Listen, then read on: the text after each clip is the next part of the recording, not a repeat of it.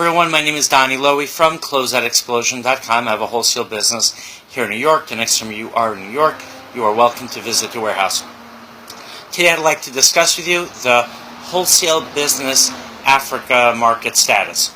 You know, there's a lot of demand for American wholesale clothing, European wholesale clothing, Chinese wholesale clothing in Africa, and as well as products that are produced in Africa.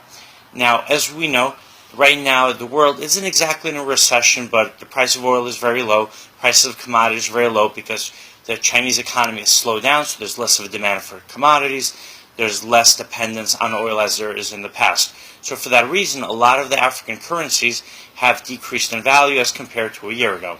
So the question is, how is the wholesale business doing in Africa, and how is the demand? So the demand is slower. You know, the wholesale business does not need as much products as it might have needed in the past. But having said that, there is still a strong demand, because if you are a consumer in Africa and you love American brand names, you're still going to want those brand names.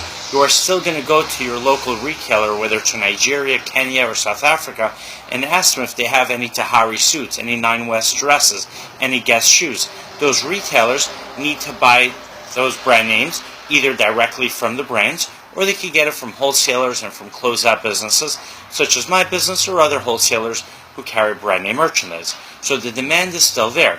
Now the challenge is that because their currencies are worth less than they were a year ago as comparison to, let's say, the dollar or the euro, so you're going to have to sell the clothing to the retailers at a lower price in order for them to be able to afford to sell it to their consumers at a lower price. Now that doesn't mean you have to go very low on the price, because the demand is still there. And the consumers in Africa who are buying American brand name clothing, for example, they're either, I would say upper middle class, or they're, solid middle class or upper class consumers who can afford to buy the brand name clothing, right? Because otherwise they're going to buy used clothing, or they're going to buy clothing that is made in China that's not branded.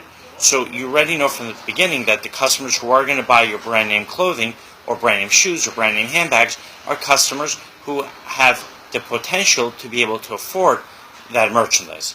Alright, the next time you're in New York, you're welcome to visit my warehouse. My website is CloseoutExplosion.com. Thank you and have a good day.